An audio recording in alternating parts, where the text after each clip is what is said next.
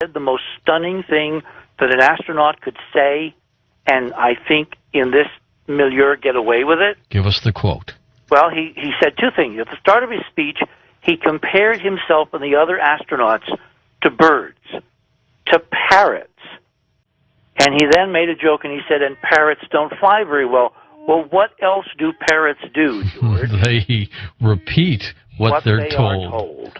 Plant his foot on the surface of the moon has been a pioneer in many ways. And Mr. Armstrong, in asking you to come to the podium, may I say that millions of Americans have admired you not only for your achievement, but for the quiet dignity with which you have conducted yourself and represented not only our country, but humankind. Ladies and gentlemen, Neil Armstrong.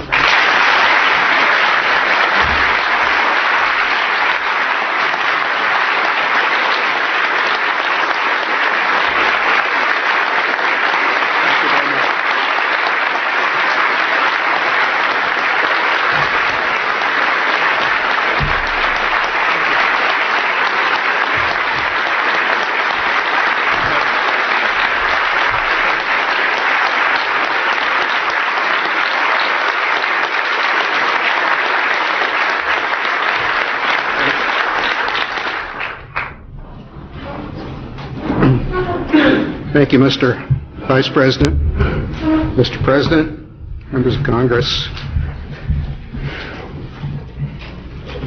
fellow astronauts, ladies and gentlemen.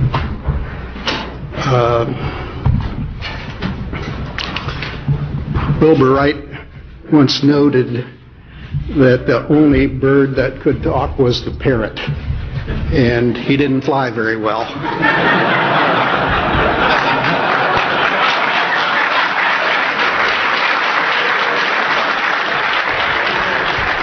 So I'll be brief. This week, America has been recalling the Apollo program and reliving the memories of those times in which so many of us here, colleagues here in the first rows, were immersed.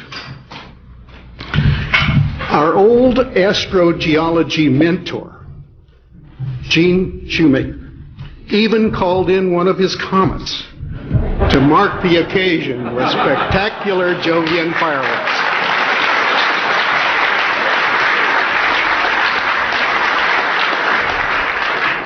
And reminding us once again of the power and consequence of celestial extracurricular activities.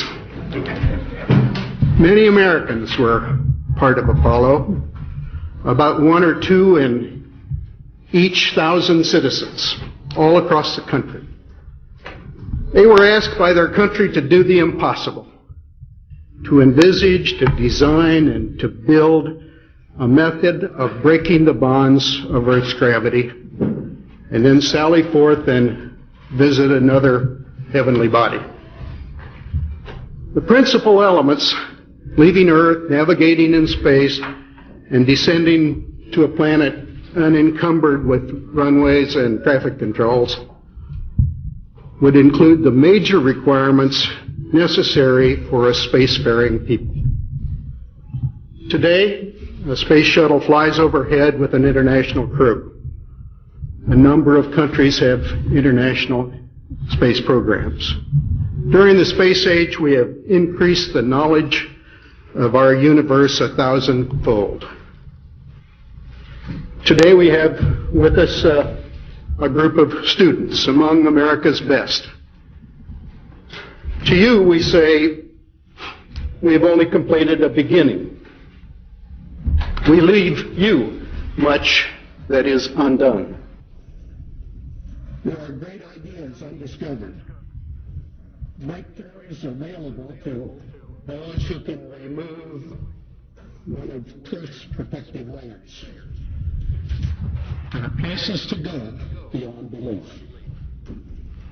These challenges are yours.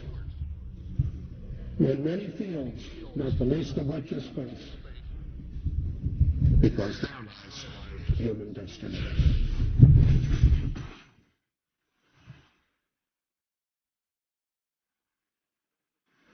idealistic faces riveted on the first man on the moon, talking to them, and he looked at them and he said, "There are wonders beyond belief."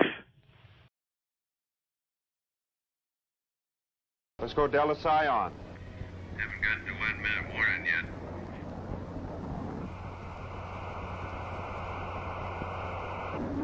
One minute. Delta Psi. Push to test. Rocket showing.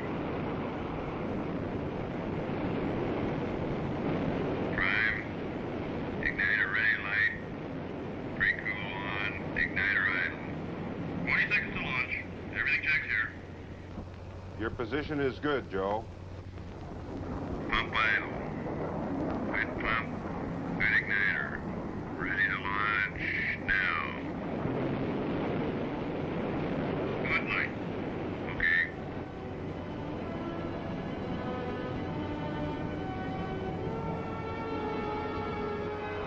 This is the X-15 research aircraft, designed to investigate the problems of manned flight in a near-space environment. Altitudes up to 50 miles, speeds up to Mach 6.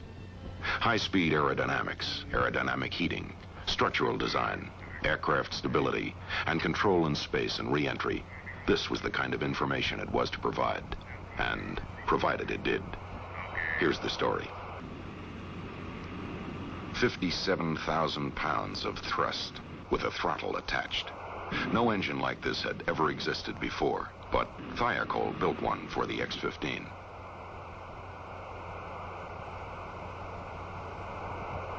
Now, what kind of airframe could be designed to carry such an engine?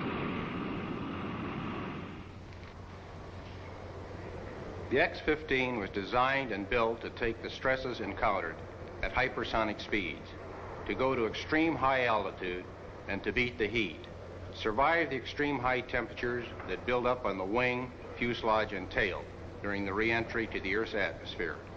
The engineering research contribution we made at North American Aviation to the X-15 project was to take NASA's proposal to build this aircraft and to find out how they could be met. Harrison Storms. He was in charge of the X-15 program at North American Aviation. The X-15 and its B-52 launch aircraft were ready. North American test pilot Scott Crossfield was ready. Step by step, the X-15 research project had moved to this important event. Now, the first of 3 X-15s was about to begin a series of test flights. The schedule called for an orderly progression of tests. In the first flights, the X-15 would remain attached to the B-52. Then a glide flight would be tried. Only then would powered flight be attempted.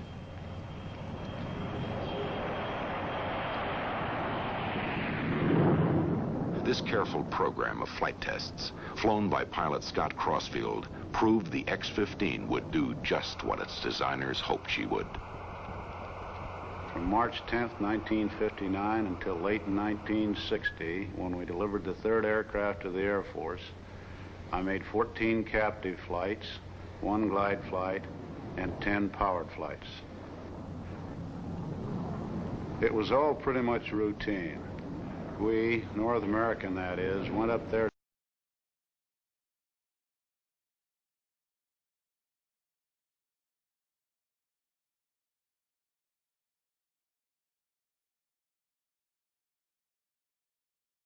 to check out the aircraft.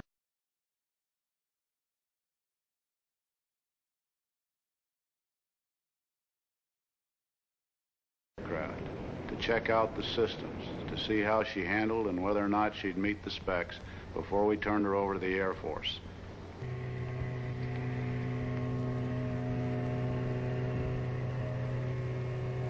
The pilot also goes through what is called trouble school, where failure of one or more of the X-15's major systems is simulated. Again, his reaction is monitored. Each pilot gets further practice by making a number of flights in a modified F-104 aircraft. He flies over his upcoming X-15 flight course to establish geographic checkpoints and key altitudes in the landing pattern.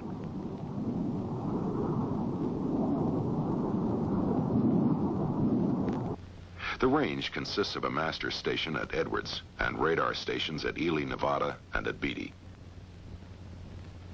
The flight corridor is 50 miles wide, and it contains a number of dry lake beds where emergency landings can be made. Two kinds of powered flights are made over the high range.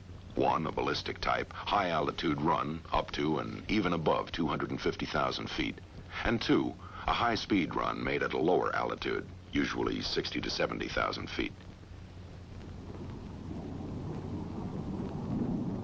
During his practice flights in the F-104, the pilot must also familiarize himself with the timing and positioning for an X-15 landing at both primary and alternate landing sites. And he makes practice landings using predetermined settings that can simulate the low lift-drag ratio of the X-15. Nothing is left to chance, in the air or on the ground. These precautions paid off during the following flight, when the pilot realized he could only get 30% power, and that consequently he would have to make an emergency landing at Mud Lake. Ready to launch. 5, 4, 3, 2, 1. That's a good light. That's a good light.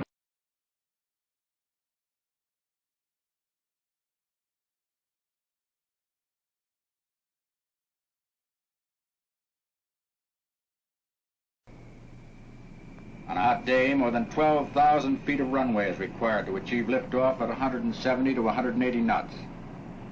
Snugly tucked in the X-15 cockpit, the pilot is no doubt recalling the good old days before wing mounting, when he had to squeeze into the cockpit down through the bomb bay. This maneuver was accompanied by considerable huffing and puffing, and a big sigh of relief when he was finally strapped in the seat. Nothing to do now but sit back, relax, mentally help the B-52 pilot with his flying. Wing mounting of the X-15 permits the ejection seat to be utilized in an emergency, while the aircraft is still attached to the B-52 shackles. Launch checks continue as the pilot tests the attitude control rocket. The high-altitude control system used when the X-15 is on an altitude flight profile above the usable atmosphere. At extremely high altitudes, the conventional aerodynamic control surfaces are not sufficiently responsive for complete flight control. So attitude control rockets are necessary. Pitch and yaw rockets are located in the nose. Roll rockets are located on each wingtip. The underside of the X-15 is now building up a coating of frost on the outside of the liquid oxygen tank due to the intense cold of the liquid oxygen at a temperature of minus 300 degrees Fahrenheit. The auxiliary power units are now started. Note the exhaust trail going over the horizontal stabilizer. Launch. Light roll-off occurs to the shackles release. The X-15 engine is started, and the aircraft accelerates rapidly, quickly leaving the B-52 far behind. On this flight, the plan called for a buildup of 1,500 pounds per square foot of dynamic pressure before pull-up. Again the launch. Photographed by X-15 camera number 1. Note the rapid acceleration as the aircraft drops away from B-52, and the steep climb-out angle.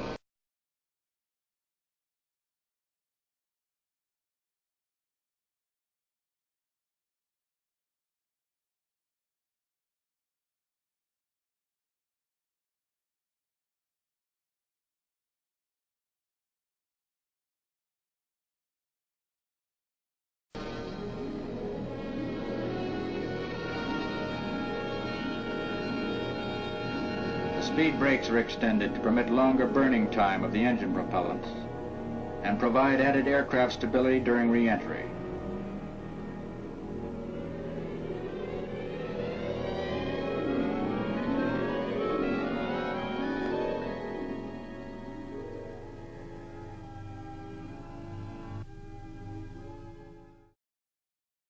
Peak altitude of 317,000 feet planned for this flight is now achieved. X-15 camera number 5 shows the pilot's reaction to zero-G state.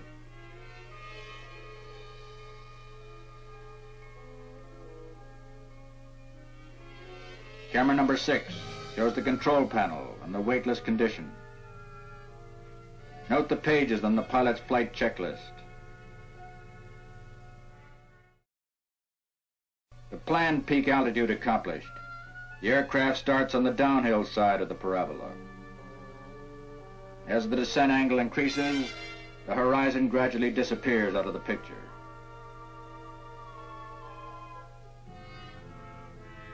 Now the pull-out to level flight, and the horizon once again is seen behind the tail of the aircraft.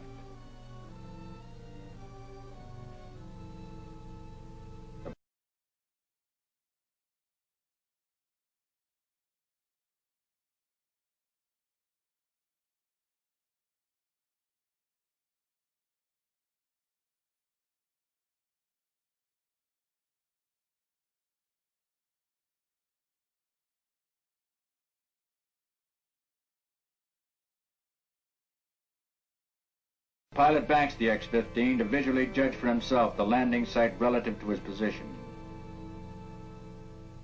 The speed brakes close and the pilot guides the aircraft into an approach pattern for a landing on Rogers Dry Lake.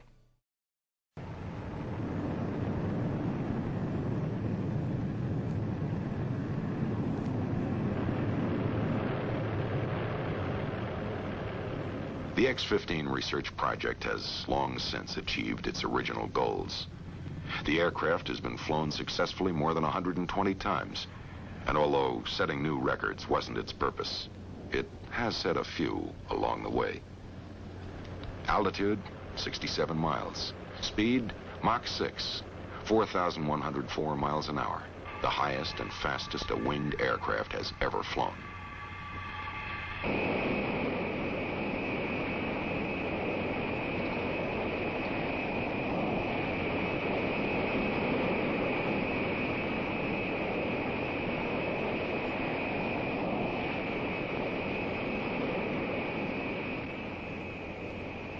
Today, the X-15 moves on to further accomplishment.